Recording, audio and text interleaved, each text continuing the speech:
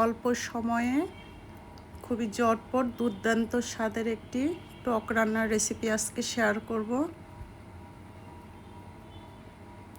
এখানে আমি প্যানে তেল দিয়ে তাতে কিছুটা পেঁয়াজ ভেজে নেব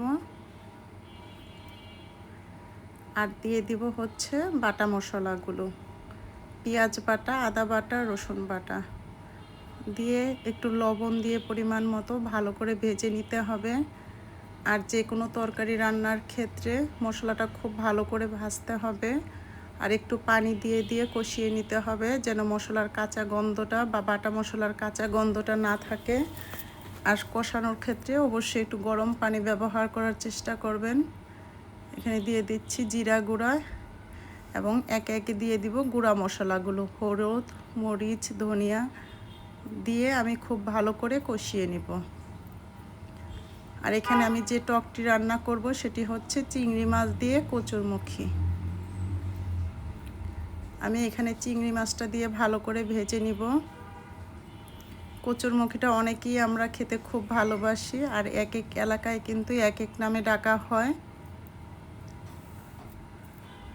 কচুরমুখীর টকটা কিন্তু এই গরমে খেতে খুবই দুর্দান্ত স্বাদের হয়। চিংড়ি মাছটা একটু লাল লাল করে ভাজা হয়ে গেলে আমি আগে থেকে সিদ্ধ করে রাখা কচুরমুখীটা দিয়ে দেব। আপনি চাইলে কাঁচাও দিতে পারেন। আমি একটু সিদ্ধ করে নিয়েছিলাম যাতে অল্প সময় রান্না হয় এবং পারফেক্টভাবে এটা সিদ্ধ হয়। আর সিদ্ধ করে নিলে গ্রেভিটাও খুব সুন্দর হয় তরকারির, তাই আমি একটু সিদ্ধ করে নিয়েছি। খুব ভালো করে কষিয়ে নিতে হবে যেন মশলাগুলো, কচুরমুখী আর মাছ একসাথে ভালো করে মিশে ভালো করে কষানো হয়। তারপর আমি এখানে গরম পানি দিয়ে দিচ্ছি। গরম পানি দিয়ে আমি একটু ঢেকে 5 মিনিটের জন্য রান্না করে নিব। আর গরমে কিন্তু টক তরকারিগুলো খেতে খুবই ভালো লাগে। আর যার যার ঝাল পরিমাণ অনুযায়ী কাঁচামরিচ ব্যবহার করবেন। খুব ভালো করে এখানে রান্নাটা হয়ে গেলে আমি এখানে দিয়ে দিব হচ্ছে তেঁতুল। তেঁতুলটা আমি আগে থেকে একটু গরম পানিতে ভিজিয়ে রেখেছিলাম। তেঁতুলটা দিয়ে ঢেকে আমি আর কিছুক্ষণ রান্না করব।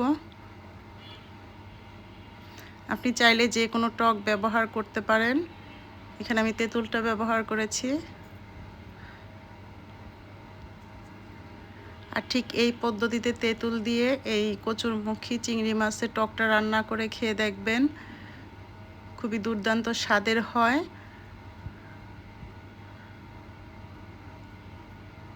আর খুবই অল্প সময়ের মধ্যে দুপুরের এই কচুর টকটা রান্না করে নিতে পারেন ঝটপট।